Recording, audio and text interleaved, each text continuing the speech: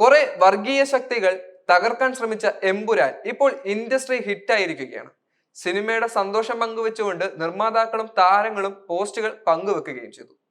ഗുജറാത്ത് കലാപത്തെ ആസ്പദമാക്കി വിവിധ രംഗങ്ങൾ ചിത്രീകരിച്ചതിന്റെ പേരിൽ കീറിമുറിലുകൾക്ക് വിധേയപ്പെട്ട എമ്പുരാൻ ഇപ്പോൾ ചരിത്രങ്ങൾക്ക് വഴി തുറന്നിരിക്കുകയാണ്. മലയാള സിനിമ ഇതുവരെ നേടാത്ത പല ചരിത്രങ്ങളും എമ്പുരാൻ സ്വന്തമാക്കി. കാരണം BJPയുടെ വർഗീയതയാണോ എന്നുള്ളതും വ്യക്തമാണ്.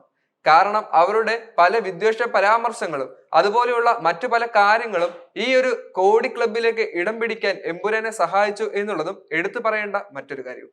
മോഹൻലാലും പൃഥ്വിരാജും കഷ്ടപ്പെട്ടതിന്റെ 100-1 പോലും കണ്ടുനിന്ന നമുക്ക് മനസ്സിലാക്കാത്ത രീതിയിൽ സിനിമ അതിന്റെ മനോഹരമായ ദൃശ്യവിസ്മയങ്ങൾ നമുക്ക് പങ്കുവെച്ചു.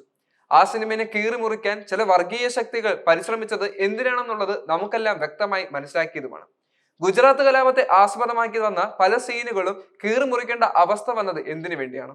മലയാളികളുടെ സ്വന്തം സിനിമാ നടൻ കൂടിയായ സഹമന്ത്രി സുരേഷ് ഗോപി വരെ എമ്പുരാനെ കൈവിട്ടത് എന്തിനു വേണ്ടിയാണ്? നിരവധി ചോദ്യങ്ങൾക്കുള്ള ഉത്തരം ഇപ്പോഴും ലഭിക്കാതെ നിൽക്കുകയാണ്. ആ ഒരു ചോദ്യങ്ങളുടെ എല്ലാം തിരിച്ചടിയായിരിക്കാം ഇപ്പോൾ എമ്പുരാൻ എന്ന സിനിമ ഇൻഡസ്ട്രി ഹിറ്റായിരിക്കുന്നത്. മാത്രമല്ല ഇത് BJP സർക്കാരിന്റെ ഒരു കർണത്തടി കൂടിയാണ്. ഇങ്ങനെ എത്ര നശിപ്പിക്കാൻ ശ്രമിച്ചാലും സിനിമയെ ആർക്കും നശിപ്പിക്കാൻ സാധിക്കില്ലെന്നും നല്ല സിനിമകൾ ഇനിയും വിജയം കൈവരിക്കും എന്നുള്ളതാണ് ഇതിന്റെ മറുപടിയായി നമുക്ക് കാണിച്ചു തരാൻ പറ്റുന്നത്. ആ ഒരു കാഴ്ചയാണ് എമ്പുരാന്റെ ഈ ഒരു ഹിറ്റ് പൊസിഷനും. സിനിമ വളരെയധികം ചർച്ചകൾക്ക് വിധേയപ്പെടുന്നുണ്ടെങ്കിലും സിനിമയിലെ കാര്യങ്ങളും അതിന്റെ സത്യങ്ങളും നമ്മൾ ഇനിയും മനസ്സിലാക്കണം. വർഗീയ ശക്തികൾ ഇനിയും എന്തിനു വേണ്ടിയാണ് ഈ പരിശ്രമിക്കുന്നത് എന്നുള്ളതെല്ലാം സിനിമയിലൂടെ തന്നെ ഒരു ഉത്തരവ് നമുക്ക് ലഭിച്ചു കഴിഞ്ഞാണ്. എന്താണെങ്കിലും എമ്പുരാൻ എന്ന സിനിമ വർഗീയപരമായും അല്ലെങ്കിൽ സിനിമയിൽ പറയുന്ന പൊളിറ്റിക്സ് ആണെങ്കിലും നമ്മൾ അത് ശക്തമായി തന്നെ മനസ്സിലാക്കണം. വർഗീയ വിദ്വേഷങ്ങൾക്ക് അവസരം നൽകാതെ നല്ലൊരു രാഷ്ട്രീയം കെട്ടിപ്പടുക്കുന്നതിന് വേണ്ടി സിനിമ സഹായിച്ചിട്ടുണ്ടോ എന്നുള്ളത് ഒരാളുടെ വ്യക്തിബോധത്തിൽ നിന്നും കണ്ടെത്തേണ്ട ഉത്തരം കൂടിയാണ്. കേരളത്തിൽ വിവാദങ്ങൾക്ക് വഴിവെച്ച ചിത്രം കൂടിയാണ് എമ്പുരാൻ.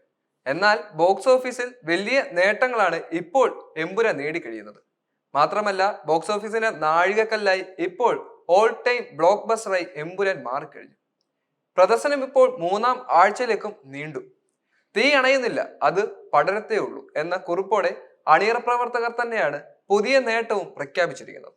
ചിത്രം ഗ്ലോബൽ ബ്ലോക്ക് ബസ്റ്ററായി തീർന്നതിന് നന്ദി അറിയിച്ചുകൊണ്ട് നിർമ്മാതാക്കളായ ആശീർവാദ് സിനിമാസ് നേരത്തെ തന്നെ പോസ്റ്റ് പങ്കുവെക്കുകയും ചെയ്യുകയും ആ പോസ്റ്റ് വൈറലായി കഴിയുകയും ചെയ്തു. ചിത്രം റിലീസ് ചെയ്ത ഓരോ ലോകരാജ്യങ്ങളിലും പിന്നിട്ട നേട്ടങ്ങൾ വിശദമാക്കിയാണ് പോസ്റ്റ് വന്നിരിക്കുന്നത്. ഈ പോസ്റ്റ് ഇപ്പോൾ വളരെയധികം ചർച്ചകൾക്ക് വിധേയമായി കഴിഞ്ഞു. നേരത്തെ ആഗോള കളക്ഷനിൽ തന്നെ 100 കോടി തിയേറ്റർ ഷെയർ നേടുന്ന ചിത്രമായി എമ്പുരാൻ മാറിയിരുന്നു. 250 കോടി ആഗോള കളക്ഷൻ നേടിയ ചിത്രം ഇൻഡസ്ട്രി ഹിറ്റാണ്. ഇപ്പോൾ മലയാളത്തിൽ തന്നെ ഇപ്പോൾ ഇത്രയും നേട്ടങ്ങൾ അർഹിച്ച ഒരു സിനിമയില്ല. കേരളത്തിൽ നിന്ന് മാത്രം 80 കോടി നേടുന്ന 3-ാമത്തെ മലയാള ചിത്രം എന്ന നേട്ടവും എമ്പുരാൻ പിന്നിട്ടിരിക്കുകയാണ്. 2018 പുലിമുരുകൻ എന്നീ ചിത്രങ്ങൾക്ക് പിന്നാലെ ഈ നേട്ടം സ്വന്തമാക്കുന്ന 3-ാമത്തെ ചിത്രമായി എമ്പുരാൻ മാറി.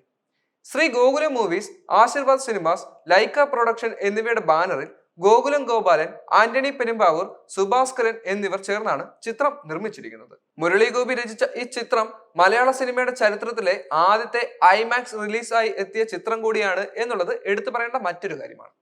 മോഹൻലാലിന് പുറമെ പൃഥ്വിരാജും മഞ്ജു വാര്യരും ടൊവിനോ തോമസും ഇന്ദ്രജിത് സുകുമാരനും സുരാജ് വെഞ്ഞാറമൂടും Jerome Phillips, Baiju Sai Kumar, Andrea Tivadar, Abhimanyu Singh, Saniya Iyappan, Fazil, Sachin Khedekar, Naila Usha, Jiju John, Nandu, Murugan, Martin, Shivaji Guruvayoor, Manikuttan, Aneesh G Menon, Shivada, Alex O'Neill, Eric Ebouaney, Karthikeya Dev, Mikhail Novikov, Kishore, Sukanth, Jaise Jose എന്നിവരാണ് മറ്റു താരങ്ങൾ. സിനിമ വലിയ രീതിയിലുള്ള വർഗീയ ചിന്തകൾക്ക് വരെ കാരണമായെങ്കിലും സിനിമ ഇപ്പോഴും വലിയ രീതിയിൽ തിയേറ്ററിൽ ഓടിക്കൊണ്ടിരിക്കുകയാണ്.